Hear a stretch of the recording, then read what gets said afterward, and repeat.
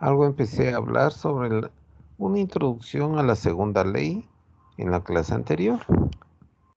Lo voy a leer esta partecita rápidamente, ¿no? Para no perder hilaridad, o si no queda un poco separado la explicación de lo que ya se vio antes de lo que daría hoy. Vamos a leer, miren, aquí iniciamos esta unidad que es la última segunda ley de la termodinámica. En esta introducción nos dice lo siguiente, aunque ya lo leímos. En los capítulos 4 y 5, es decir, los capítulos anteriores, se aplicó la primera ley de la termodinámica o principio de conservación de la energía. En el 4, en sistemas cerrados, como recordarán, un balance de masa y energía para sistemas cerrados, y el 5, un balance de masa y energía para sistemas abiertos. Lo cual, y yo hice un resumen la clase anterior, ¿sí? Vamos si lo tengo a mano. Ese resumen estaba muy útil para ustedes, compañeros. Muy útil. ¿Ya? Esto lo hice la vez pasada. Tendránle presente, ¿no? Yo un poquito le adorné el formato, pero el contenido no le he topado.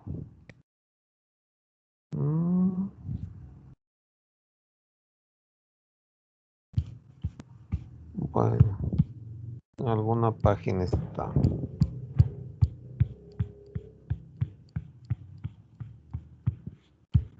¿Ya? Aquí está ese resumen, compañeros.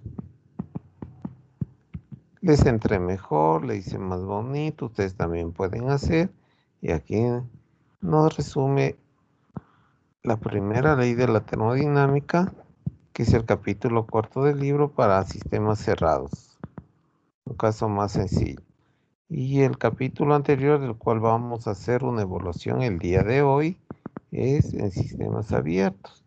El balance de masa y el balance de energía.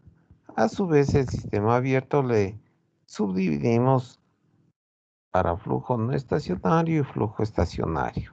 Ahí lo tiene.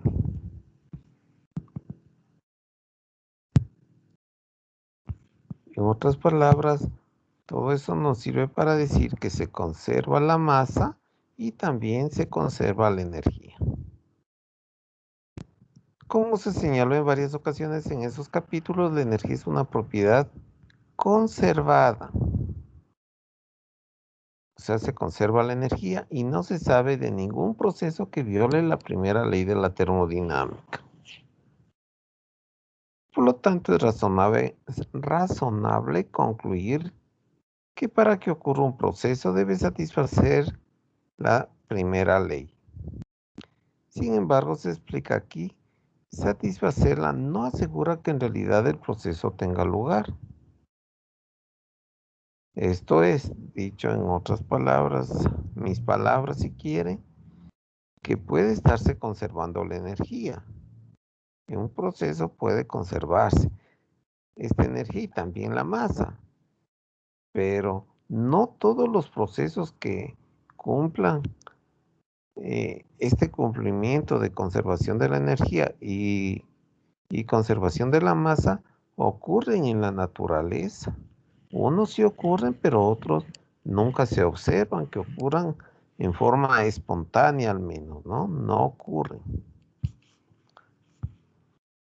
Una experiencia común es que una taza de café caliente dejada en una habitación, como ven en esa imagen, que está más fría, la habitación está más fría que el café,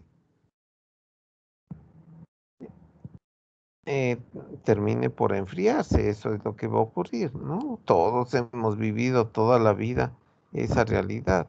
Nos sirven un plato de sopa caliente, un café, lo que sea, está más caliente que la habitación y si le dejamos ahí un rato se va a enfriar.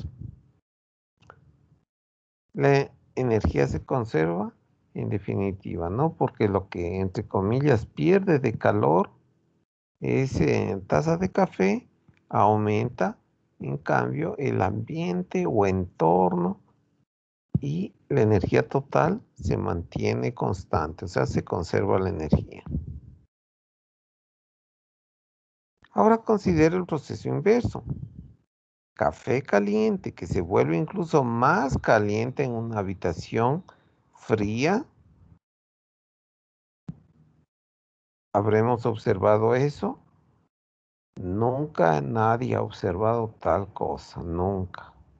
A pesar de que se conservara la energía. Nunca el café caliente se calienta, eh, digamos, mediante una transferencia de energía del entorno o del aire hacia el café. El calor nunca se ha visto, en otras palabras, que fluye de algún lugar más frío a uno más caliente. Eso no se ha visto. Aunque esté conservándose, como digo, la energía. Es decir, satisface la primera ley de la termodinámica. Otro ejemplo está en esta otra figura que también vimos la vez anterior. Yo creo que aquí me pareciera, o tal vez yo estoy entendiendo un poco diferente, pero parece que aquí en el libro se han equivocado la flechita. Era de que pongan de este alambre enrollado que está a alta temperatura, de ahí sale el calor, como en el café. Del café sale el calor, del lugar más caliente al más frío, es esa transferencia de calor. Y era de que le pongan, según mí, esa flechita al revés. Y aquí se han equivocado. ¿Sí? Otro ejemplo común es el calentamiento de una habitación mediante el paso de una corriente eléctrica por un resistor. Nuevamente, la primera ley dicta que la cantidad de energía eléctrica suministrada a la resistencia sea igual a la cantidad de energía transferida al aire de la habitación como calor. Claro, desde esta resistencia debe transferirse el calor hacia el aire de la habitación. Esto está un poquito, según mí, equivocado. Ahí se han equivocado un poquito. Ahora se intentará invertir este proceso, es decir, se espera transferir calor a la resistencia desde la habitación que está más fría. De igual manera, eso nunca se ha observado. En resumen, yo diría hasta ahí que nunca se ha observado, a pesar de que se conserve la energía, que el calor se transfiera de algún sitio que está a una temperatura menor a otro que esté a temperatura mayor. Eso nunca se ha observado. Por último, acá está esto, miren, que vimos y por aquí nos quedamos la clase anterior. Por último, considera un mecanismo provisto de una rueda de paletas que funciona mediante la caída de una masa. Ahí está, miren lo que han puesto, ¿no? Esa varilla o ese palito y aquí unas paletas. Le han enrollado ahí algún cordón. Por acción de la gravedad, esa masa que aquí le veo va a caerse, se va a ir desenrollando y le va a ir dando vueltas a esta paleta. En otras palabras, esta energía potencial, porque en la parte más alta, más alto, más energía potencial gravitacional. Energía potencial gravitacional se desenrolla y va perdiendo energía potencial, pero eso se utiliza en dar vueltas, en ir incrementando, bueno, dando vueltas, es decir, se está convirtiendo en energía cinética. Esta energía cinética, al estar dentro de un fluido, va a incrementar la energía interna, ¿sí? Va a incrementar la energía interna dentro de ese recipiente, la energía interna del fluido. Bien, eso se ve en la gráfica. Entonces, le leo esto para ver si estamos de acuerdo con mi explicación. Por último, considere un mecanismo provisto de una rueda de paletas que funciona mediante la caída de una masa. La rueda gira cuando desciende la masa y agita un fluido dentro de un recipiente aislado. Como resultado, disminuye la energía potencial de la masa, mientras que la energía interna del fluido se incrementa de acuerdo con el principio de conservación de la energía. Claro, no puede desaparecer la energía, toda esa energía potencial, todo se va a transferir a energía interna, una conversión de energía de potencial a energía interna está pasando. Sin embargo, el proceso inverso de subir la masa mediante transferencia de calor desde el fluido a la rueda de paletas no ocurre en la naturaleza, aunque hacerlo no violaría la primera ley de la termodinámica. En otras palabras, nunca se ha observado que alguien que construya este dispositivo y le pone a esa masa en el suelo, nunca la energía interna se encarga de subirle de nuevo y volver a enrollar todo. O sea, al revés, a pesar de que haya un balance energético, es decir, se cumple la primera ley de la termodinámica, pero como que los procesos ocurren en una dirección, pero no en la otra. A partir de estos argumentos, resulta claro que los procesos van en cierta dirección y no en la dirección contraria. Figura 6.4. Ahí está. Ocurren los procesos en un solo sentido. Los procesos no ocurren en dirección contraria. Eso se ha visto, ¿no? La primera ley de la termodinámica no restringe la dirección de un proceso. Esa solo dice se está conservando la masa y se está conservando la energía. En este proceso, de acuerdo a eso, se satisface ambas propiedades, ¿no? O ambas leyes. Sin embargo, esto no asegura que en realidad ocurre el proceso. Esta falta de adecuación de la primera ley para identificar si un proceso puede tener lugar se remedia introduciendo otro principio, o sea, para dar justamente esta explicación de que ocurre en esta dirección, pero no en la dirección contraria. Se ha introducido la denominada segunda ley de la termodinámica. ¿Sí? Y de ahora en adelante tendremos que decir que debe cumplir tanto la primera como la segunda para que ocurra algún proceso. Más adelante se muestra que el proceso inverso analizado antes, por ejemplo, esto de las paletas y todo esto, viola la segunda ley de la termodinámica. Esta violación se detecta fácilmente con la ayuda de una propiedad llamada entropía. Entropía, hay que introducir esta propiedad termodinámica. Es decir, la segunda ley la cuantificamos, en otras palabras, mediante los valores de entropía, lo cual se le define en el capítulo 7, en la unidad siguiente de este texto. Un proceso no puede ocurrir a menos que satisfaga tanto la primera como la segunda ley de la termodinámica. Existen varios enunciados válidos de la segunda ley de la termodinámica. Miren, varios enunciados nos dice aquí. Dos de ellos se presentan y analizan posteriormente en este capítulo en relación con algunos dispositivos de ingeniería que operan en ciclos. ¿Sí? Es decir, vuelve al punto de partida, es un ciclo. Ese proceso vuelve al punto de partida y otra vez se repite el proceso. Entonces, en relación con algunos dispositivos de ingeniería que operan en ciclos. van a exponer en esta unidad estos dispositivos para expresar la segunda ley de la termodinámica. Eso me están diciendo que van a hacer.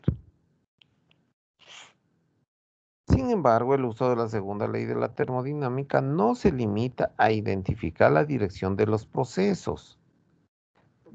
No se limita a identificar. También afirma que la energía tiene calidad, así como cantidad. ¿Ok? La cantidad nos da la primera ley, que esta cantidad de energía, por decir 500 joules, se conservan y al final tengo 500 joules. Transformado, por ejemplo, calor en energía interna. Eso es cantidad. Eso expresa la primera ley. Si tenía en un inicio 500 joules, al final tengo 500 joules de energía. Pero ahora la segunda ley afirma que la energía también tiene calidad. O sea que en este caso la energía es de mayor calidad que esta otra energía. Miren, eso es muy, muy interesante. La primera ley se relaciona con la cantidad de energía y las transformaciones de energía de una forma, ahí con el puntero le indico, de una forma a otra sin considerar su calidad. Conservar la calidad de la energía es una cuestión importante para los ingenieros.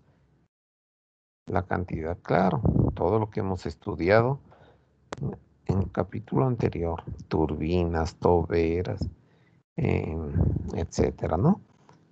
Se conserva la energía y hemos resuelto aplicando la primera ley de la termodinámica y también el principio de conservación de la masa.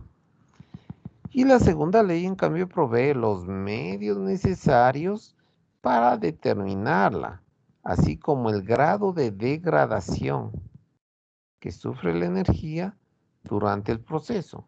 ¿Qué me quieren decir eso? Me quieren decir que la energía tiene calidad y en otras palabras está perdiendo calidad, por eso se está degradando. ¿Sí? Ocurre un proceso y la energía se empieza a degradar. Así le entiendo. Así como el grado de degradación que sufre la energía durante un proceso. Según una explicación posterior de este capítulo, según una explicación, ratito.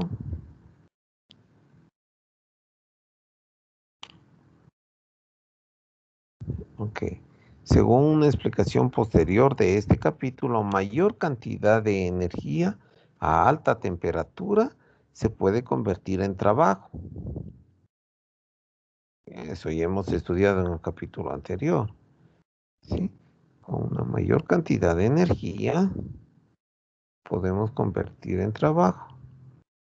Por lo tanto, tiene una calidad mayor que esa misma cantidad de energía a una temperatura menor. Ok. Entonces, repito, mayor cantidad de energía a alta temperatura lo podemos transformar en trabajo. Ok, por lo tanto tiene una calidad mayor que esa misma cantidad de energía a una temperatura menor. La segunda ley de la termodinámica se usa también para determinar los límites teóricos en el desempeño de sistemas de ingeniería de uso ordinario, como máquinas térmicas y refrigeradoras y refrigeradores. Eso es, ¿no? Máquinas térmicas. Bueno, todavía no nos han dicho mucho sobre máquinas térmicas. Esa palabrita al momento está un poquito misteriosa. Máquinas, en realidad son dos palabras, máquinas térmicas.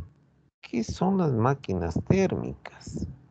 Ahí empieza a surgir unos interrogantes, que ya la vamos a ir aclarando ya mismito. ¿Ya?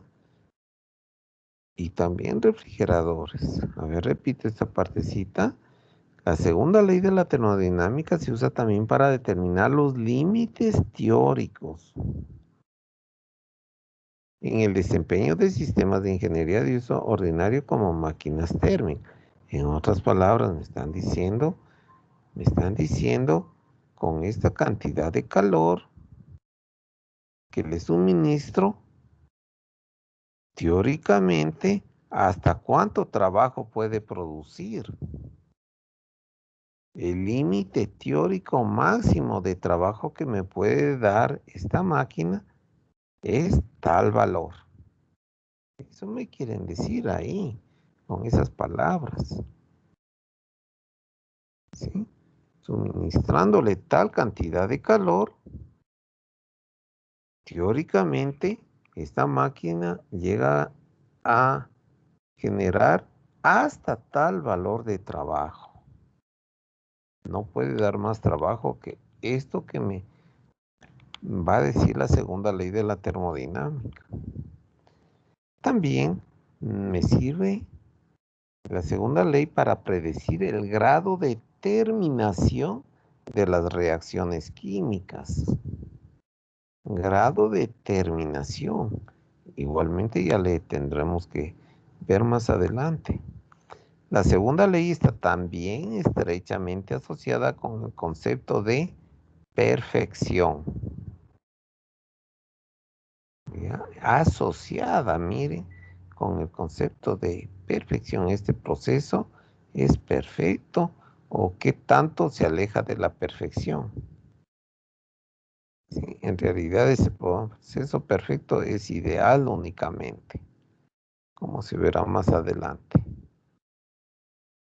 La segunda ley nos permite asociar entonces los procesos con el concepto de perfección.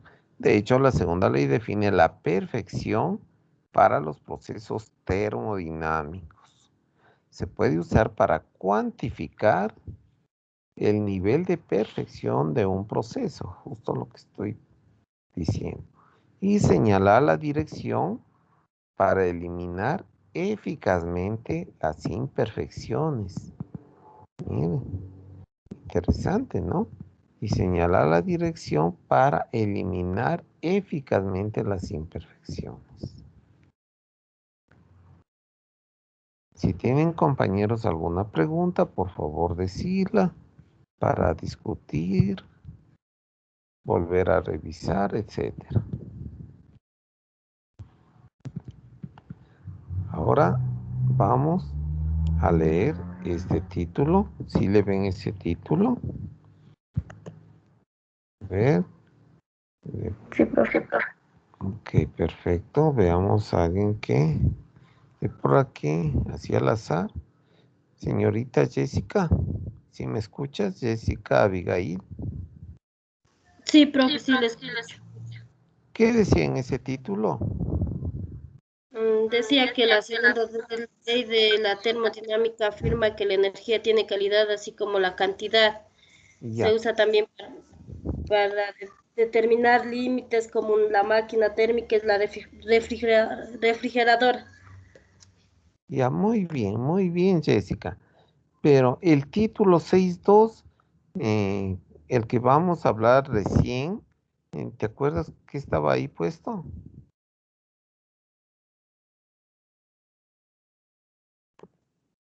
¿No te acuerdas?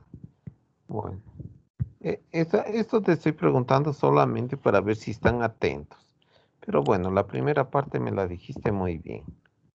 Muy bien, y veo que sí le estás comprendiendo y me alegra mucho, ¿no? Porque luego estudiar solito va a ser hasta tal vez más aburrido y más difícil, ¿no? Y ya estudiándole todos juntitos vamos poniendo más atención y tratando de comprender. Vamos a Sí, hablar profe. ahora sobre los depósitos de energía térmica. En el desarrollo de la segunda ley de la termodinámica estamos desarrollando, recién empezando, digamos, ¿no? Esto es la segunda ley. Es muy conveniente tener un hipotético cuerpo que posea una capacidad de energía térmica. Capacidad de energía térmica, a ver, ¿qué es eso? Relativamente grande. Nos dice que esa capacidad de energía térmica es masa por calor específico. ¿Sí? O capacidad térmica también se le conoce. O simplemente capacidad. Ahí están estas palabritas. A ver, entendámosle bien. Aquí estas palabras. La capacidad térmica generalmente se le representa con una letra C mayúscula. Capacidad de energía térmica. Y pueden usar en cambio una C pequeñita. Ya saben que las pequeñitas son las específicas. Esas se las obtiene haciendo la división de la cantidad que está en letras mayúsculas dividido para la masa. Por ejemplo, el volumen, la entalpía, etcétera, etcétera. Si es que le dividen para la masa, se llama específica.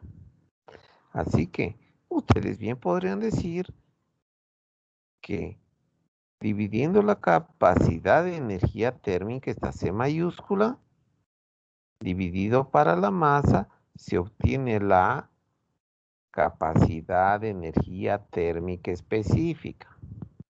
¿Sí? Entonces ya voy hasta poniendo estos nombres alternativos. Capacidad de energía térmica específica. Que eso es igual a decir, para que no esté tan largo, esa C pequeñita, si quieren la C pequeñita, se le dice calor específico simplemente. La medida de calor específico es la capacidad de energía térmica específica porque está dividida para la masa. Bien, entonces, yendo así, comprendiendo, nos dice que es conveniente tener un hipotético cuerpo, que posea una capacidad de energía térmica relativamente grande. ¿Qué significa eso? Bueno, aunque ahí ya me han puesto, abajito sí está, que pueda suministrar o absorber cantidades finitas de calor sin experimentar ningún cambio de temperatura. Bueno, eso es algo ideal. Mientras más grande sea esta capacidad térmica, significa que puede ya sea suministrar o bien absorber grandes cantidades de calor sin que cambie o que cambie mínimamente con que cambie la temperatura. ¿Ya? A ver si le quiero imaginar. Si yo tengo un río aquí, como ve esta figurita, ¿y qué pasará si a un río yo hago en mi casa hervir una olla de agua? Una olla de agua y salgo hacia el río y le vierto toda mi olla de agua en el río. ¿Qué le pasará al río? ¿Qué creen que pase si yo tengo una olla con agua y le trastorno, le vierto, como quieran decirlo, esa agua hirviendo al río? ¿Qué piensan que va a pasar con la temperatura del río? No va a pasar nada porque No va a solo cambiar es porque una cantidad insignificativa. el río es mucho más grande que la cantidad de agua que se da hoy El hirviendo. río es mucho más grande. Eso precisamente nos quiere decir la capacidad de energía térmica. Si tiene una gran capacidad, la palabra capacidad mismo nos dice capacidad. Ese tiene una gran capacidad para absorber la olla hirviendo de agua que yo le pongo y prácticamente el río vayan a verle más abajo. sigue a la misma temperatura? Es porque el río tiene una gran capacidad de energía térmica. Igual si yo vierto esa olla hirviendo de agua en un lago, en el océano va a quedar a la misma temperatura. Es que tienen estos una gran capacidad de energía térmica, por eso está ocurriendo eso. Y bueno, aquí ya es esta palabra que voy a poner a continuación, es una palabra que yo la verdad no es que la aprendí hace muchos años. La aprendí quizás hace 4 últimos años, cuando justo hacía mis estudios de PhD. Y yo veo que justo, aunque esto ya está muy avanzado, pero le voy a poner esta palabrita para que ustedes, si es que pueden, como cultura general, la investiguen. ¿Ya? No es obligatorio, ¿no? Este es solo como un complemento. La resiliencia. ¿Ya? La resiliencia. Son sistemas resilientes. Es decir, que tienen gran capacidad para no perturbarse. Para no perturbarse.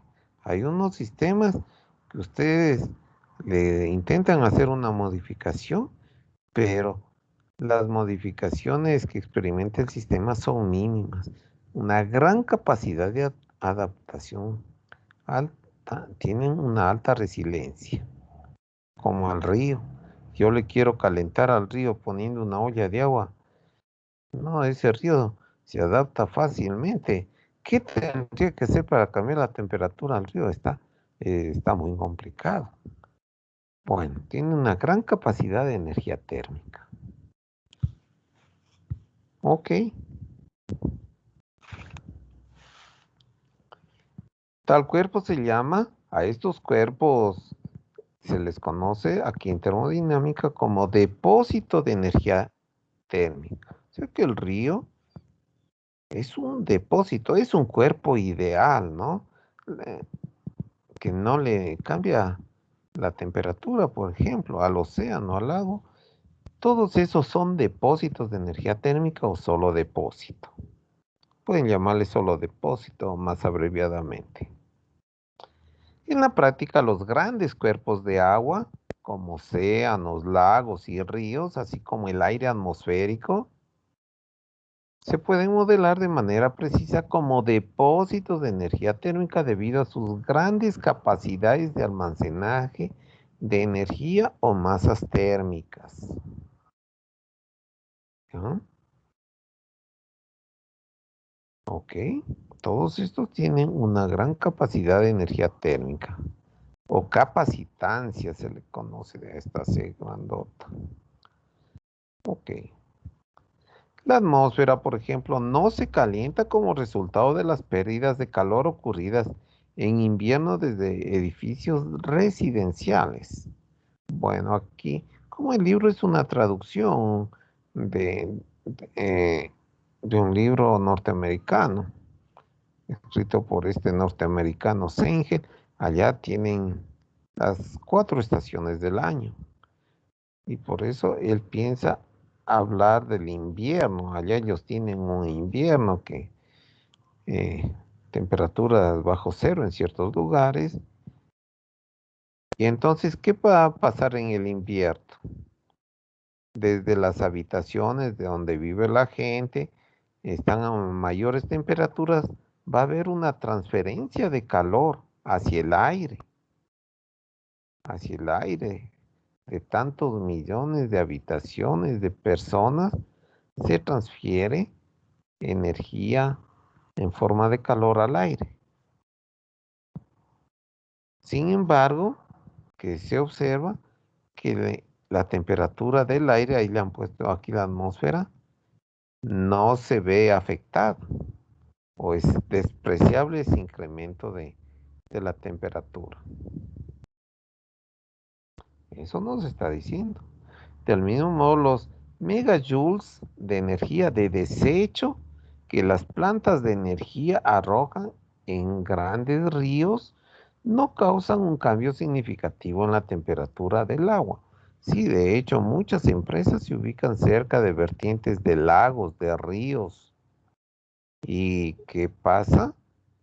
Transfieren energía en forma de calor hacia el río, hacia el lago, pero no es un cambio significativo de la temperatura del río o del lago.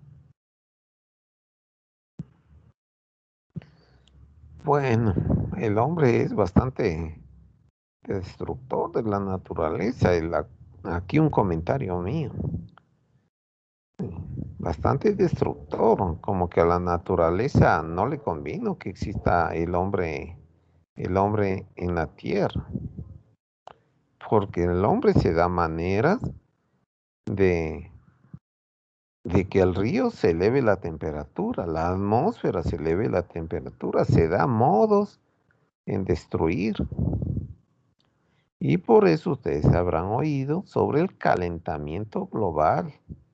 Lo, Poco a poco seguimos incrementando la temperatura, a pesar que tienen grandes capacidades térmicas, la atmósfera, río, lago, etcétera, pero los vamos modificando y elevando la temperatura, alterando, eh, alterando todo, particularmente las condiciones de vida de los seres menos inteligentes, como los peces, aves, etcétera.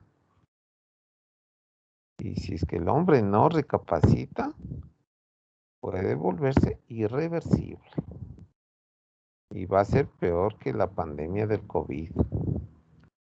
Ojalá no sea demasiado tarde cuando se empiece a pensar con mayor conciencia. Bien, continuemos. La atmósfera, por ejemplo, no se calienta, bueno, no se calienta, ya dijimos, por el calor que suministran los edificios, sobre todo en la época del invierno. También es posible modelar un sistema de dos fases, como un depósito, ya que puede absorber y liberar grandes cantidades de calor mientras permanece a temperatura constante. Otro ejemplo común de un depósito de energía térmica es el horno industrial. Allá, un horno industrial, claro, no es tan grande como un río, como un océano. Ese ya es un equipo construido por el hombre. Las temperaturas de la mayoría de los hornos se controlan con cuidado, por lo que son capaces de suministrar de una manera esencialmente isotérmica grandes cantidades de energía térmica en forma de calor. Por lo tanto, se puede modelar como depósitos. Si alguien tiene o en una empresa tiene un horno industrial, por ejemplo, para hacer baldosas,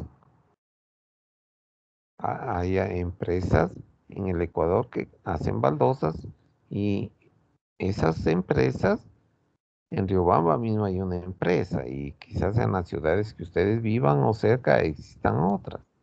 Aquí, por ejemplo, hay la cerámica, por ejemplo, que construye baldosas. Tienen hornos industriales. Tienen hornos industriales. Y, a ver, apagamos el micrófono si es que no van a hablar. ¿Quién será la chica que está gritando?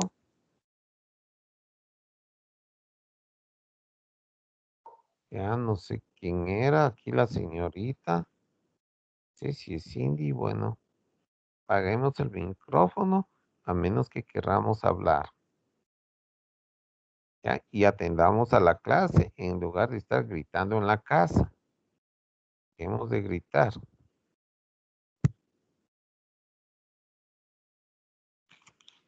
Los hornos industriales están suministrando calor y sin embargo no disminuyen significativamente la temperatura porque lo manejan con atención en este aspecto. Un cuerpo no tiene que ser muy grande. Una señorita hace un rato dijo y estaba también correcto. Es que es mucho más grande el río que yo pongo la olla de agua hirviendo en el río o en el lago es mucho más grande que la olla que estoy poniendo de agua, ¿no es cierto? El océano. Pero acá vean lo que nos dice, que un cuerpo no tiene que ser muy grande, no necesariamente, para considerarlo como un depósito. Físico, cualquiera, cuya capacidad de energía térmica es grande con respecto a la cantidad de energía que suministra o absorbe, se puede modelar como depósito. Ver cualquier cuerpo físico cuya capacidad de energía térmica es grande, o sea, esa C mayúscula. Le consideraremos este hipotético cuerpo ideal que no le cambia la temperatura. El aire en una habitación, mire, eso no estoy hablando de toda la atmósfera, sino solamente del aire en una habitación. Se puede considerar como depósito. En el análisis de la disipación de calor desde un aparato de televisión que se encuentra en la televisión, en la habitación. Puesto que la cantidad de transferencia de energía desde la televisión no es tan grande. Esto ocurre, ¿no? Entonces, no necesariamente tiene que ser un cuerpo tan grande como lagos, ríos, no necesariamente. El aire de una habitación, consideren el aire y dentro de esa habitación está un televisor. Alguien enciende el televisor y siempre se calienta si ustedes van a topar el televisor, se eleva un poco la temperatura junto al televisor. Toquen el televisor. Pero la temperatura del aire de la habitación prácticamente sigue siendo la misma que antes. En este ejemplo, podemos, por tanto, considerarlo como un depósito de energía, un depósito a la habitación, al aire de la habitación. Y en estas últimas partes que está acá, dice que un depósito que suministra energía, que claro, vean arriba, ¿qué decía arriba? Arriba decía que es muy conveniente tener un hipotético cuerpo que posee una capacidad de energía relativamente grande, esta C mayúscula, que pueda suministrar o absorber cantidades finitas de calor. Puede suministrar. En el caso que yo pongo la olla de agua hirviendo, aquí es el río que pasa. El río absorbe esa cantidad de calor que yo le suministro con la olla. El río está absorbiendo sin que le cambie la temperatura del río. Ya, acá en cambio nos dice un depósito que suministra energía al revés del ejemplo de la olla, que suministra energía en forma de calor se llama fuente. Y ahí está la figurita, mire. Este es un depósito. Pero si ese depósito suministra calor y a pesar de suministrar calor, no cambia significativamente la temperatura, este depósito le damos el nombre de fuente. Eso me están diciendo. Y otro que absorbe energía, que puede absorber, otro que absorbe energía en la forma de calor se llama sumidero. Acá está este otro depósito, mire, que estoy indicando con la flechita del puntero del mouse. Aquí, como la olla hirviendo, ¿no? La olla hirviendo que le vierto en un lago. Que vierto, entonces este depósito, el lago, le llamamos sumidero. Sumidero cuando absorbe calor sin que cambie significativamente la temperatura del depósito. El uno fuente, el otro sumidero. Perfecto. Los depósitos de energía térmica suelen denominarse depósitos de calor, porque proveen o absorben energía en forma de calor. ¿Sí? Miren cuántos nombres, ¿no? Ustedes tienen ahí el glosario que yo he creado donde pueden ir poniendo estas palabritas para que ustedes se recuerden y les sea más fácil el estudio. Los depósitos de energía suelen denominarse depósitos de calor porque esa transferencia de energía se da en forma de calor. En el último párrafo, vamos a pedir esa partecita, esta contaminación térmica, que nos dé, haciendo una lectura simple, ¿no? Algún compañero de aquí, a ver, así al azar, ¿a quién le diremos? A ver, a la señorita acá, Alexandra. Alexandra Michelle, si me escuchas, Alexandra. Alexandra Michelle. ¿Qué pasaría con la señorita Alexandra Michelle?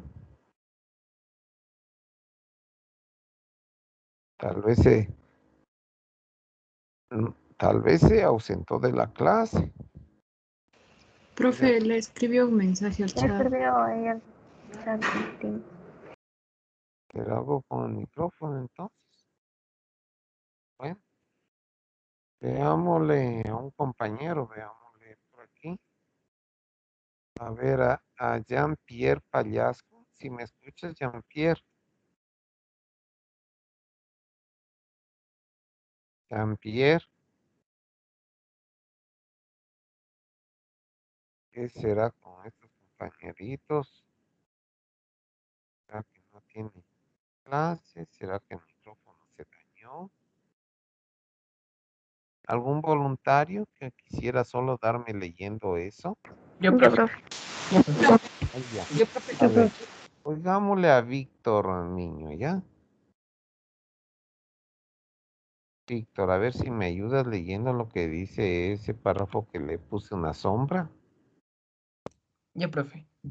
La transferencia de calor desde fuentes industriales hacia el ambiente es de interés primordial para los ambientalistas, así como para los ingenieros.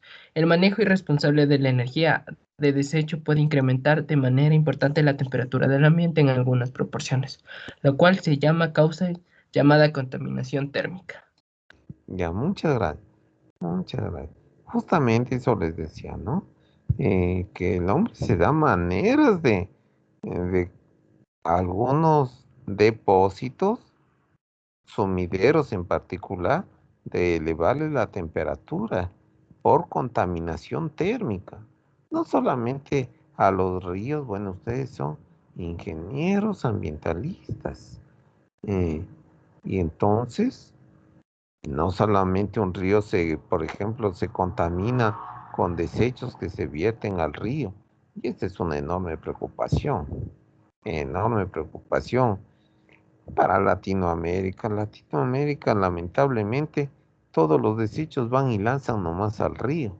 Las aguas servidas, en su mayoría, claro que hay algunas plantas de tratamiento, pero en general se vierten directamente al río. Esa es una contaminación química sobre todo. Contaminación química a los cuerpos de agua. Así se dice. Pero también hay contaminación térmica.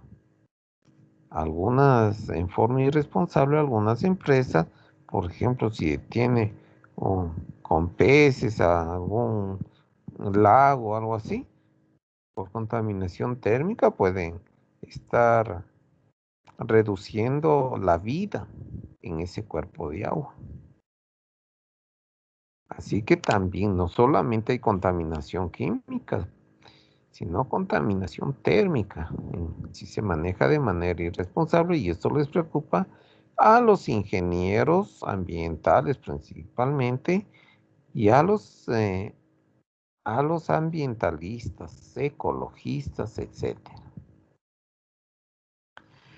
Si no se controla con cuidado, este tipo de contaminación puede perturbar seriamente la vida marina en lagos y ríos. Sin embargo, mediante diseños y manejos cuidadosos, la energía de desecho arrojada a los grandes cuerpos de agua se pueden usar para mejorar la calidad de la vida marina al mantener dentro de los niveles seguros y deseables los incrementos de temperatura locales. ¿Sí?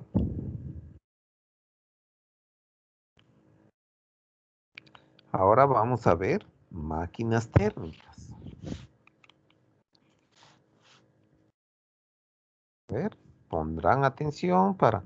Ustedes se ahorran mucho si es que ponen atención, porque ya cuando les toque estudiar solitos ya va a ser mucho más fácil. A ver, como se señaló antes, el trabajo se puede convertir fácilmente en otras formas de energía, pero convertirlas estas en trabajo no es fácil. Pero convertir estas, a ver, vamos entendiéndole bien. El trabajo mecánico que realiza la flecha mostrada en la figura 6.8, aquí está este recipiente, ahí veo un fluido y es agua.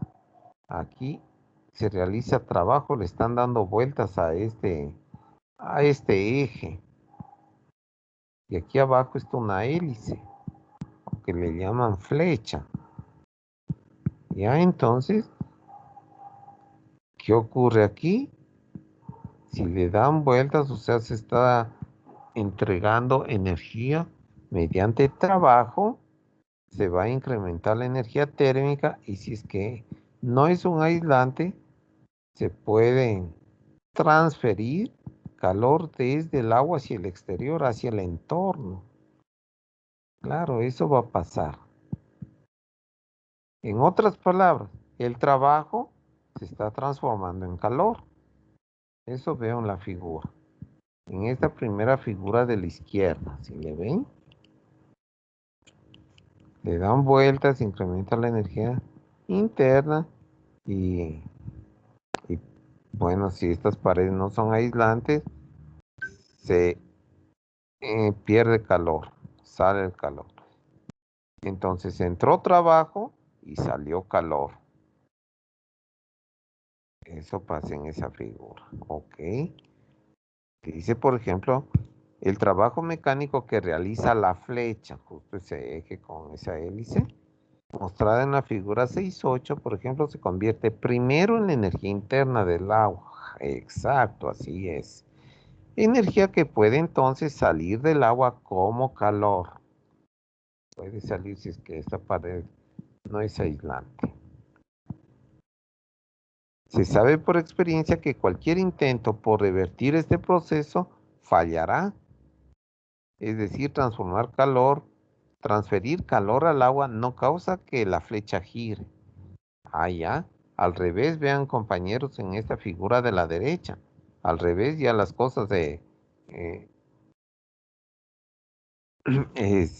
proceso inverso es muy complicado que se realice. Si ustedes, en cambio, le suministran calor, por ejemplo, le pueden poner aquí abajo una hornilla que se caliente esta agua.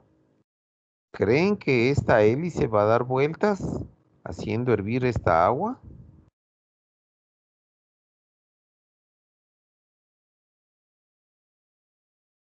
Va a ser muy difícil que esa hélice dé vueltas, muy difícil. La primera figura de la izquierda, eso sí está muy factible. El trabajo se eleva a la temperatura y se elimina como calor, pero al revés no. En otras palabras, convertir trabajo en calor está relativamente fácil, digamos. Pero convertir calor en trabajo, eso ya está mucho más complicado. Acá por más calor que le suministre, esa hélice no va a dar vueltas y no se realiza ningún trabajo. ¿Ya? Entonces aquí me está empezando a hacer este estudio muy interesante. Calor con trabajo. Me están diciendo que el trabajo en calor, esto es fácil. Partiendo del trabajo en calor. Pero en cambio al revés no. Al menos no es fácil. Que el calor se convierte en trabajo. ¿Ok? Partimos de ahí.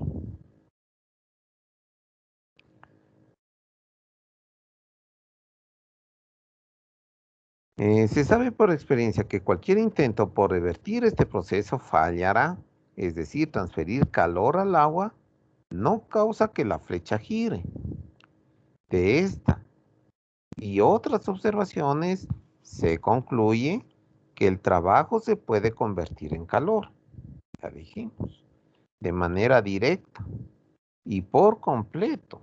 Ok, todo el trabajo, todo lo podemos convertir en calor, o sea, el 100%. Y por completo, dice, verán. Pero convertir el calor en trabajo requiere usar algunos dispositivos especiales. Ah, ya. Entonces sí es posible, me dicen, sí es posible. Pero hay que usar unos dispositivos especiales para que el calor se transforme en trabajo. Y estos dispositivos se les conoce como máquinas térmicas.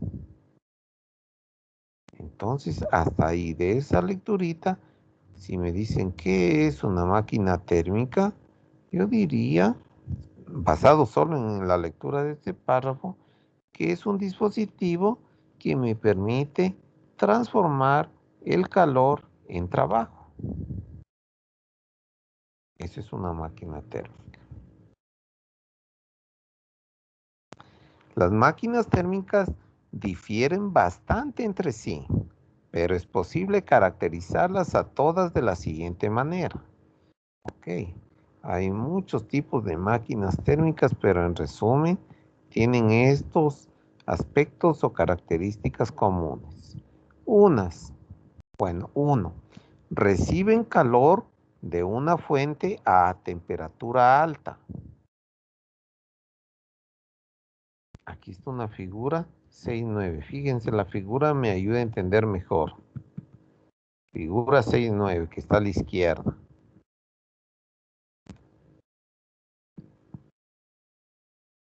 Ahí está la figura de una temperatura alta, justo una fuente, es decir, un depósito de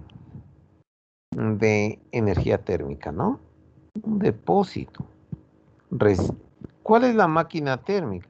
Aquí le están simbolizando con este círculo, esquemáticamente, solo un esquema esto. Esa es la máquina térmica. Entonces, yo veo que a la máquina térmica, este círculo, por un lado le está ingresando este calor, que aquí le han llamado calor de entrada. Y veo que por otro lado le está transformando, esto es lo fabuloso, lo notable, a este calor en trabajo, justo lo que decíamos arriba, transformar el calor en trabajo, lo cual no es así en forma directa posible. Pero usando esta máquina, eso sí lo logramos hacer porque entra justamente el calor y ahí le convierte en trabajo. Pero esta es la cosa, que también está saliendo parte del calor. Está saliendo, ahí dice calor de salida, y eso se va al depósito, puede ser un río, un lago, ¿no? Temperatura baja, que es el sumidero, donde se entiende que no se le afecta significativamente la temperatura. Esta es la máquina térmica. En resumen, la máquina térmica, según la figura, me indica que este calor que ingresa lo convierte en trabajo, pero no al 100%. porque hay una parte como que se desecha. Eso estoy concluyendo, se desecha. Sería fabuloso que no hubiera este Q de salida y todo el calor que entró se convirtió en trabajo. Pero esto han obtenido de la experiencia. Ok, ya viendo esa figura, puedo quizás entender mejor estos puntos. Reciben calor de una fuente a temperatura alta, energía solar, que es esta fuente, un horno de petróleo, un reactor nuclear, etcétera. De ahí reciben de una fuente de alta temperatura. Pondrán atención, alta temperatura. ¿Qué más se caracteriza estas máquinas térmicas? 2. Convierten parte, esta palabra es importante, parte nomás, solamente una parte de este calor en trabajo. Ahí está, trabajo neto de salida. Por lo general, en la forma de una flecha rotatoria, o sea, como está arriba, como un eje, lo convierte. Muy bien.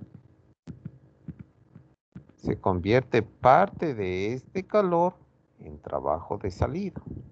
Trabajo neto que hace la máquina térmica. 3. Rechazan el calor de desecho hacia un sumidero de calor de baja temperatura. Justo rechaza este calor, mire, el Q de salida. Calor de desecho le llaman. Justo hay un desecho aquí que le suelen poner, por ejemplo, en el lago, río, etc. Un calor de desecho. Que no hubiera esta, entre comillas, lo llamo basura, quizás sería mejor. Pero no hay cómo evitar. Es una característica de las máquinas térmicas. Y además me dice, como cuarto punto, que operan en un ciclo. O sea que se vuelve a repetir el proceso. Bueno, según la figura me voy a dar cuenta que el ciclo, la palabra ciclo hay que analizarle con cuidado. Porque ¿cómo va a ser ciclo? Va a ser un ciclo mecánico, nomás ciclo mecánico, pero no termodinámico. Porque este calor de salida no es que vuelve a dar la vuelta. Si ya se vierte en el sumidero, vuelve a repetir el proceso, pero igual no es que este calor de salida puede entrar nuevamente acá, porque aquí está a menor temperatura. Eso hay que tener cuidado con la palabra ciclo. Las máquinas térmicas y otros dispositivos cíclicos por lo común requieren un fluido hacia y desde el cual se transfiere calor, mientras experimenta un ciclo. Al fluido se le conoce como fluido de trabajo. ¿Ok? Operan mediante un fluido las máquinas térmicas. A ese fluido que utilizan se le conoce como fluido de trabajo. El término máquina térmica se usa con frecuencia en un sentido más amplio que incluye dispositivos que producen trabajo que no operan en un ciclo termodinámico. ¿Ok? No operan. Las máquinas relacionadas con la combustión interna, como las turbinas de gas, los motores de automóviles, entran en esta categoría. Estos dispositivos operan en un ciclo mecánico, pero no en un ciclo termodinámico. Porque el fluido de trabajo, los gases, bueno, no experimenta un ciclo completo. Claro, o sea, la máquina sigue funcionando, pero no, el ciclo no es completo. En lugar de ser enfriados a la temperatura inicial, los gases de escape se purgan y se reemplazan por una mezcla fresca de aire y combustible al final del ciclo. Claro, estos desechos no vuelven a ser reutilizados, sino que se reemplazan por nuevo aire, ¿sí? o nuevo combustible, por ejemplo. Esto me dice.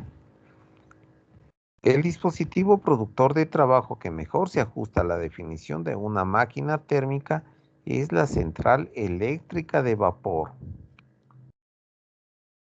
El dispositivo productor de trabajo que mejor se ajusta a la definición de máquina térmica es la central eléctrica. O sea, es el mejor ejemplo según el libro que nos puede dar de máquina térmica. La central eléctrica de vapor, la cual es una máquina de combustión externa. Es decir, la combustión se lleva a cabo fuera de la máquina y la energía térmica liberada durante este proceso se transfiere al vapor como calor.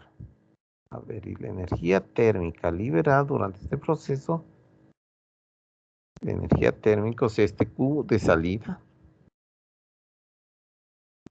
Ese Q de salida nos está diciendo se transfiere al vapor como calor. El esquema de una central eléctrica de vapor se muestra en la figura 6.10. 6.10, ahí está. El circulito que estaba en la figura anterior, aquí le han puesto a la máquina térmica dentro de un cuadrado, en cambio, miren. O rectángulo, mejor dicho. Todo lo que está en este rectángulo es la máquina térmica, en más detalle. Dentro de la máquina térmica, ¿qué elementos contiene? Bueno, algunos ni le pongamos tanta atención. No le pongamos atención. Total que este rectángulo es la máquina térmica y como siempre hay el Q de entrada.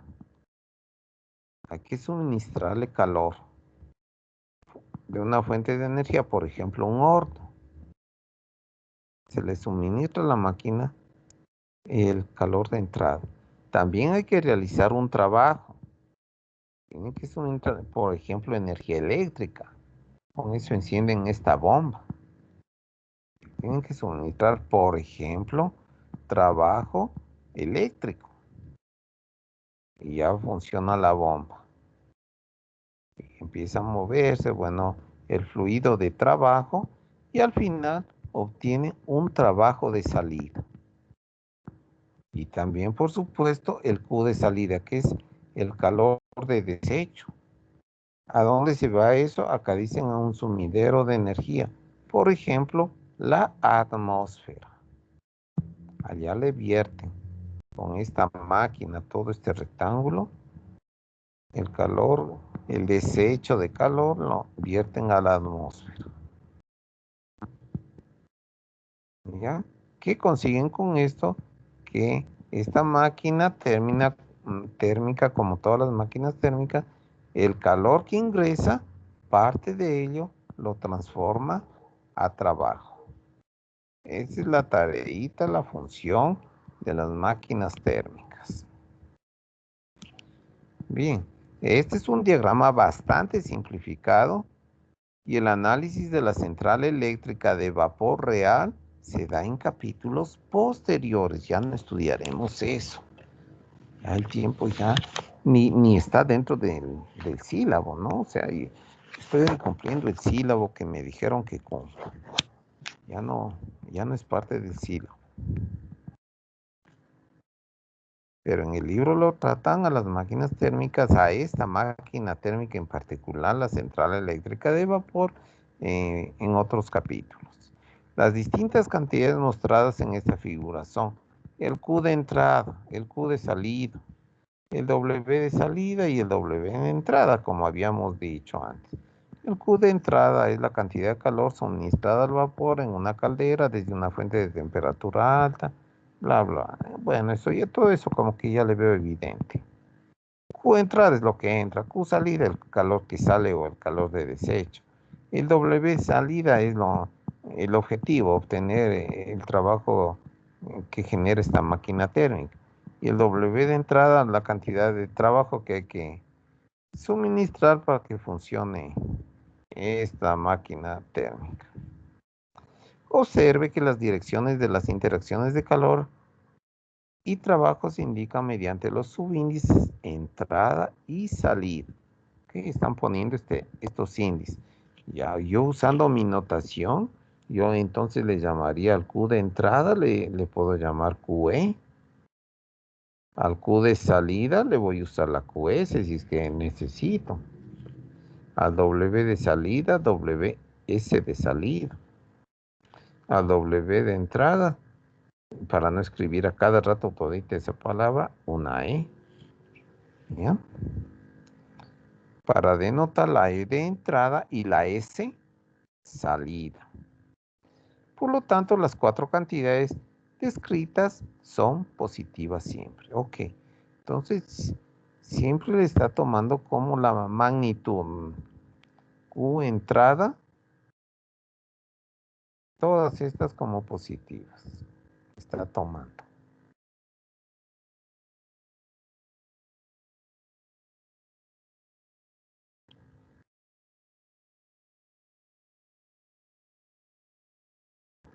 Ahora, la salida de trabajo. ¿Cuánto es el trabajo neto de salida? El trabajo neto. Tienen que hacer la resta. En definitiva, lo que salió es el W salida menos el W entrada, es lo que salió.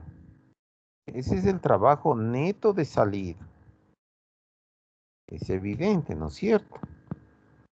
W salida menos el W de entrada, ese va a ser el trabajo neto que salió. Se entiende que va a ser mayor que 0. Por eso obtenemos un trabajo. El trabajo neto también se puede determinar de los datos de transferencia de calor solamente. Claro, eso lo podríamos hacer con la primera ley de la termodinámica. Los 4 componentes de la central eléctrica de vapor tienen que ver con el flujo másico que entra y sale, por lo tanto se debe considerar como sistemas abiertos. Como sistemas abiertos, dice. Sin embargo, estos componentes junto con las tuberías de conexión siempre contienen el mismo fluido. Sin contar el vapor que pudiera escapar, por supuesto. No entra ni sale masa de este sistema. Ya no entra ni sale masa de este sistema de combinación, lo cual se indica por medio del área sombreada en la figura 6.10. Ok, entonces, lo que nos dice que claro que está entrando una masa. Está entrando alguna masa por aquí y sale también. Pero esa masa está recirculando, en otras palabras, así que podemos considerarlo en definitiva como un sistema cerrado. ¿Sí? Eso me están diciendo. Recuerde que para un sistema cerrado, experimente un ciclo, el cambio de energía interna del tau es 0.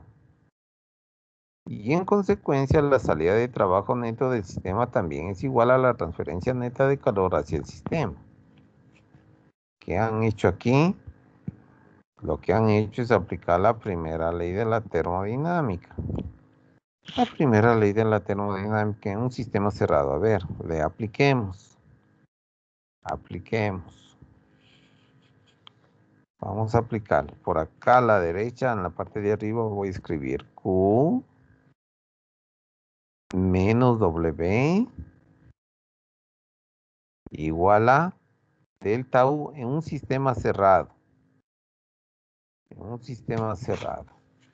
Voy a mi resumencito que hicimos la clase anterior. Sistema cerrado. Ya. Q menos W igual delta U. Y bueno, podría haber variación de energía cinética y potencial, pero generalmente son muy pequeños, ¿no? Pero si es que funciona en forma cíclica, en un ciclo, entonces esa variación en un sistema cerrado, en un ciclo, el estado inicial tiene que coincidir con el estado final. Y por lo tanto, esto es igual a 0. Esto es en un ciclo.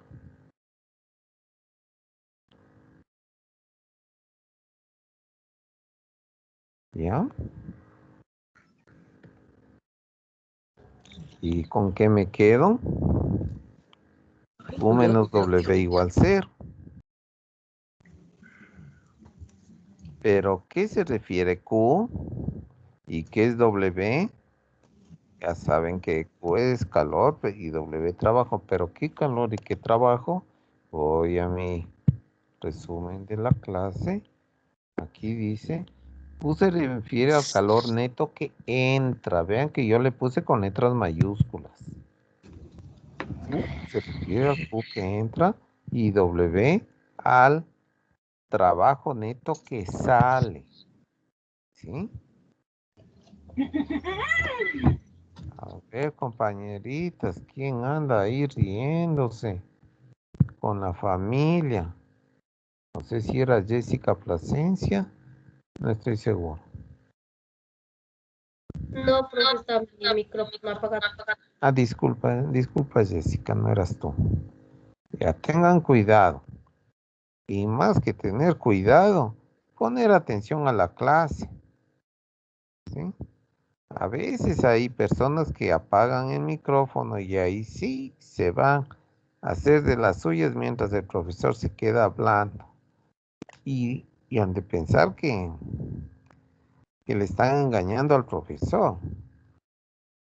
Pero están equivocados porque se están engañando a sí mismos. El profesor sigue dando la clase, no hay problema por el profesor. Se están engañando a sí mismos y están haciendo un daño. Por favor, no se hagan daño. No hay que ser masoquistas. Que después les toca dar una prueba y ahí van a tener dificultades. Quienes se están dedicando a otras cosas. Bueno, este curso hasta ahora sí tengo bastante buena impresión. En general, ¿no? Siempre hay las excepciones. Pero en general sí tengo un buen concepto del curso. Bien, no olvidarse que Q es calor neto que entra. W se refiere al trabajo neto que sale. Por eso ya ni le pongo E de entrada a W. Solo por hacer énfasis le podríamos poner, pero ya está por demás. Ese Q se refiere al calor neto que entra. Y el W, trabajo neto que sale. Pero no es necesario poner eso. Hasta a mí me da cosas estar poniendo eso. Ya se sobreentiende. Entonces, si yo quiero ver en la máquina térmica, tendré que aplicar. ¿Qué quiere decir? Que el calor neto que entra es igual al trabajo neto que sale. Bueno, dijimos que mejor es allá ni le ponemos. Y eso, fijándonos en la máquina térmica que está acá arriba, le podemos poner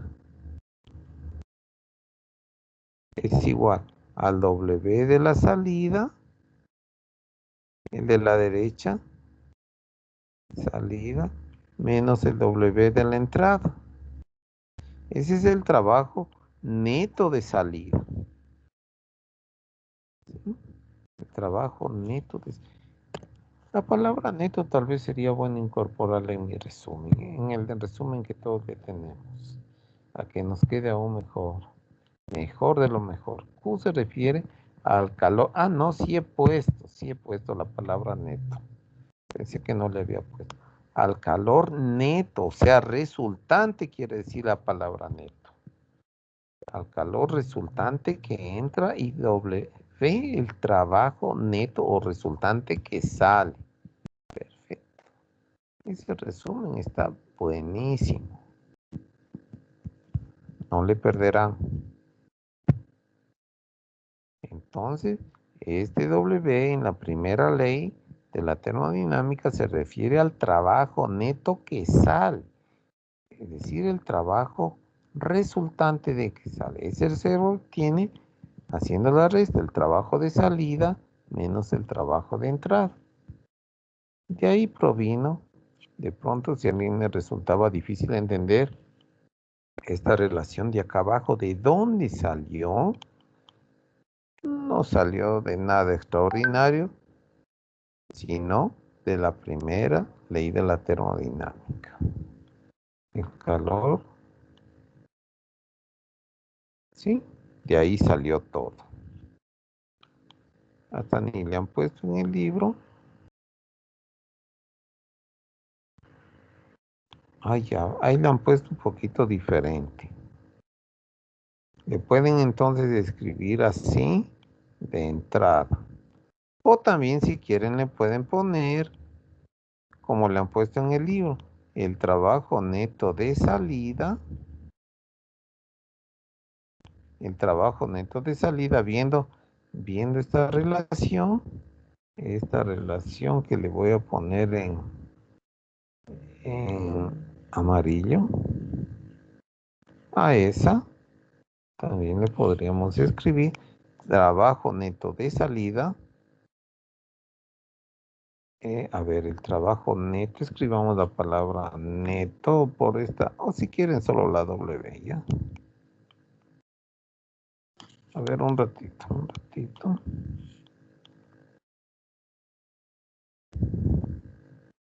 A ver, me ordeno, es que me olvidé mi exposición en esta parte, a ver qué quería decir.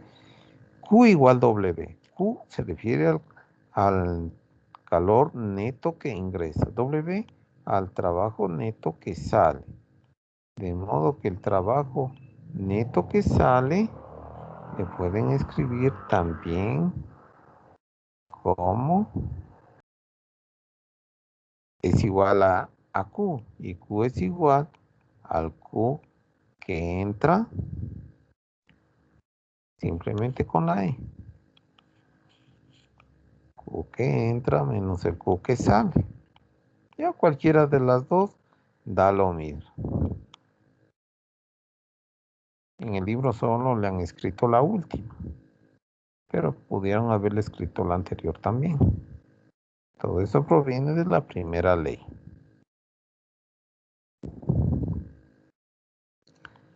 Por último, veamos la eficiencia térmica. En la ecuación 6.2, justo la que acabamos de ver, el Q de salida representa la magnitud de la energía que se desperdicia. Claro, fijándome en la figura, el Q de salida, ahí está en la máquina térmica, igual a la de acá. El Q de salida es lo que se desperdicia. Es el desecho, el calor de desecho, el Q de salida. Lo mejor sería que fuera cero, pero la experiencia ha demostrado que no hay cómo quedarnos sin ese desecho. Bien, el Q de salida representa la magnitud de la energía que se desperdicia con la finalidad de completar el ciclo. Pero Q de salida nunca es cero. Nunca es cero, eso es importantísimo. Si es que nunca es cero, ¿qué va a pasar? En resumen, si eso nunca es cero el desecho, quiere decir lo siguiente, regresando a esta primera figura, que si yo tengo trabajo, puedo convertirle en calor en un 100%. Puedo el 100% de trabajo convertirle en calor. Pero al revés, a ver, alguien me dice, ¿se puede convertir trabajo en calor, compañeros? Trabajo en calor, sí. ¿Y se puede convertir calor en trabajo? Sí, se Con las puede. máquinas es Sí. muy difícil. Con las máquinas se puede, sí, Exacto. profe, las máquinas. Calor en trabajo sí podemos conseguir, como ya sabemos, usando con una máquina térmica. Con una... me faltó espacio. máquina térmica. Bueno, me falta espacio. Con una máquina térmica sí puedo hacerlo. Pero el problema es que hay un desecho. Porque no todo el calor se convirtió en trabajo. Si ven acá la figurita de acá abajo, ahí que estoy haciendo aquí un ratito, pongámosle, bueno, ahí está, ok, esta, esta figura de aquí me dice que todo el calor que entra no se convierte todito en trabajo, sino que parte en trabajo y parte en el desecho, en el Q de salida. Por la primera ley de la termodinámica, tiene que conservarse la energía.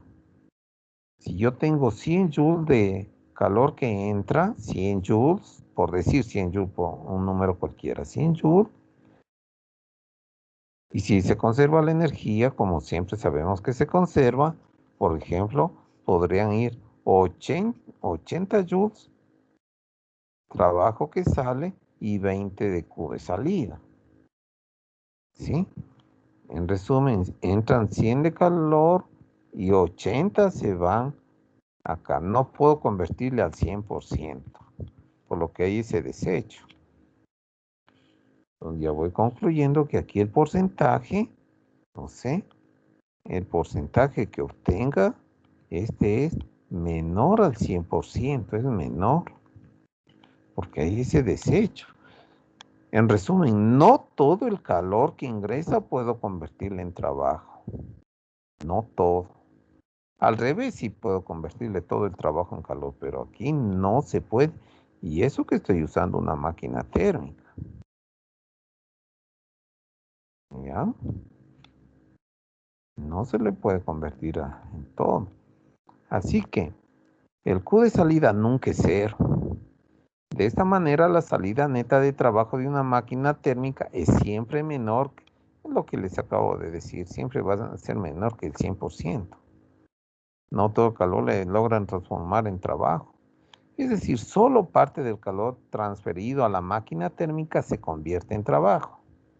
La fracción de la entrada de calor que se convierte en salida de trabajo neto es una medida del desempeño de una máquina térmica y se llama eficiencia térmica. Justo ese porcentaje que les estoy hablando es la eficiencia térmica de la máquina térmica. Por ejemplo, puede ser 80%. A ver, así por poner un ejemplo, en estas mismas figuras, que aquí me ingresen, así por poner un número nomás, me estoy inventando, para darles un ejemplo un poco mejor, que ingresen 100, y ahora pongámosle kilojoule, y que el trabajo de salida, digamos que obtenemos, supongamos 30 kilojoules. Y se desperdicia, ¿cuánto se desperdiciaría, compañeros? 70. 70 kilojoules. Esto es primera ley de la termodinámica, la energía no puede desaparecer. Tiene que conservarse la energía. Entonces, ¿qué tan eficiente es esta máquina? Yo quiero obtener trabajo. Pongo 100 kilojoules de calor y obtengo 30 kilojoules de trabajo. Veo que, ¿qué porcentaje se me está convirtiendo? 30%. 30% de trabajo y 30%. 70% de desperdicio. ¿Se da el 30%? A ver, hacemos una reglita de 3. Podríamos poner 100 kilojoules. Déjeme pensar, algo tan básico. Es el 100%. Si es que tengo 30 kilojoules, ¿cuánto de porcentaje? Justo ese porcentaje es la eficiencia térmica. Ese porcentaje, es decir, 30%. Perfecto. Esta máquina en este ejemplo tiene una eficiencia del 30%. ¿Sí? Esa es la eficiencia de esta máquina térmica. En otras palabras, para hallar la eficiencia térmica, viendo la figura es eficiencia térmica. ¿Qué operación estoy haciendo? A ver, estoy, este 100 era el Q de entrada. A ver, déjenme ver. Ese 100 era el Q de entrada. Que poner. El Q de entrada es el 100%. Y 30, okay, entonces Q de entrada dividido para el W neto de salida. El W neto de salida. Eso es lo que estoy haciendo ahí en esa operación. Y si quieren tenerle en 100%, le multiplican por 100% y ya. Así es. Es operación. No se olvidarán. Entonces, viendo este estudio que aquí le han hecho, de eficiencia térmica, se puede expresar como, ya le pone, salida neta del trabajo. A ver, estoy bien un ratito. Ya creo que al revés de lo que yo estoy escribiendo. Y entrada de calor. Sí, es verdad, es verdad. Es verdad, no estoy haciendo 100 para 30, sino 30 para 100. No, arriba sí lo hice bien, pero al ponerle en letras, puse un poquito al revés. Arriba todo está perfecto y me salió 30%. Entonces lo que hay que hacer es el W neto que sale dividido por el calor que entra. Ese es el porcentaje. O sea, ¿qué me quiere decir la eficiencia térmica? Me quiere decir cuánto, qué fracción o qué porcentaje del calor que entró se convirtió en trabajo. Eso me está queriendo decir ciencia térmica. Ahí le han puesto salida del trabajo neto para la entrada del calor total.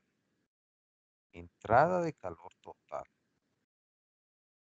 Está puesto en letras. Ya, ahí está. Todo lo que había escrito. También es posible expresarle cómo y de dónde me salen esta otra forma de escribir la eficiencia térmica. La primera ley de la termodinámica que dedujimos hace un ratito, que acá está escrito.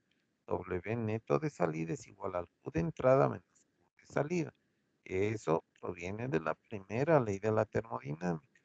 Así que se le reemplazó simplemente se le reemplazó por el Q de entrada menos el Q de salida. Es decir, dejen ver Q de entrada menos Q de salida dividido para Q de entrada. Ya si quieren le dejan así o si no le dividen para QE menos QS para QE, que es lo que están escribiendo en el libro. En realidad todas son lo mismo, ¿no? Dependería cómo nos den los datos. Nos den los datos para hallar esto. Pero tal vez más cómodo sea tener expresado en términos de calor, que eso está más fácil medir.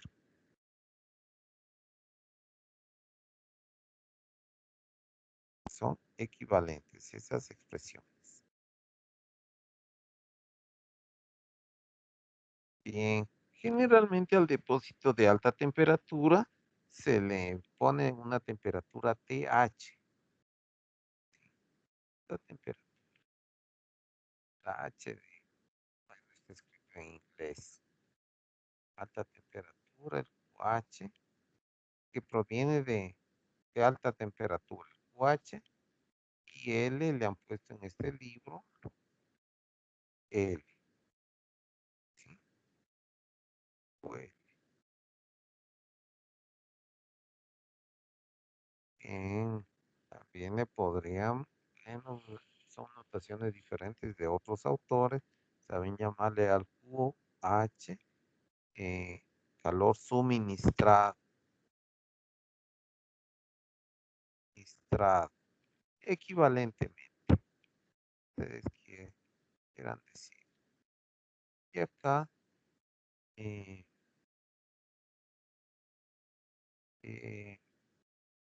a este depositar,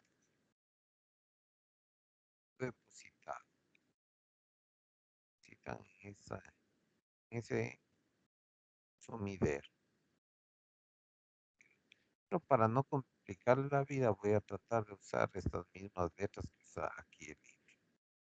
UH, magnitud de transferencia de calor entre el dispositivo cíclico y el medio de alta temperatura a temperatura TH, ¿sí? Es decir, entre el depósito y la máquina térmica. ¿Qué ha hecho acá? Solo usar esta nueva notación. No es nada del otro mundo. En vez de llamarle como arriba le ponían Q de salida, le ponen QL. En vez de llamarle Q de entrada, le llaman QH. No es nada extraordinario.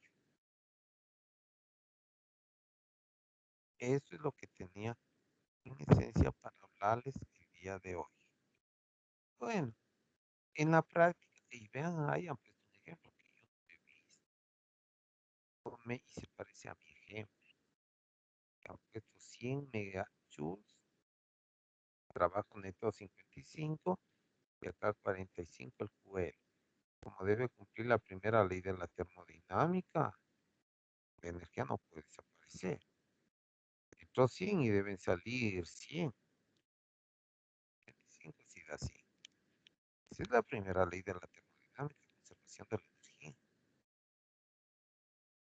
Ahora, ¿cuáles son los valores habituales de eficiencias térmicas? En los automóviles es del 25%. 25%. O sea, ustedes si gastan alguien en gasolina, un dueño de vehículo gasta en gasolina, la mayoría de esos dolaritos se van a la basura. Solo el 25% la usan como trabajo para que se mueva el vehículo. Alrededor del 25%. La mayoría no la podemos aprovechar. Es decir, la mayoría de la energía química que proviene de una energía química, la gasolina, hace combustión, y solo aprovechamos el 25%. Y ahí están otros ejemplos. El 40% en motores de diésel y las grandes centrales de turbinas de gas. Y tan alto, 60% en grandes centrales eléctricas que funcionan con gas y vapor. Ahí se alcanza el 60%. Esta es una tarea de los ingenieros. Tratar de ir incrementando la eficiencia. Y los automóviles han ido mejorando y mejorando, ¿no? Cada vez ser más eficientes, pero miren, andamos por en torno al 25% de eficiencia. La mayoría de la energía que le suministramos es desperdiciada. No sé si tienen alguna pregunta, compañeros.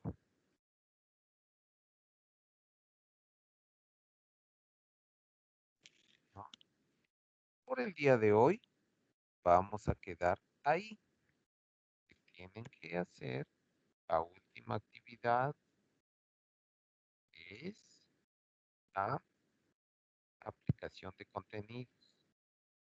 Y dice, a ver, a las 9 de la mañana el día de hoy.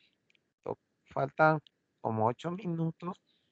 Ahora sí les doy a los muy buenos estudiantes que han estado atentos, centrados, sin estar gritando en el aula. Se tomen los 8 minutitos para que descansen, la mente se olvide un poquito poquito de mi explicación, se centren, se acomoden en lo que viene. Compañeros, la libertad y les deseo que les vaya bien en esa evaluación. Este trabajo grupal enviarán a tiempo, compañeritos, no se pasarán del límite de tiempo.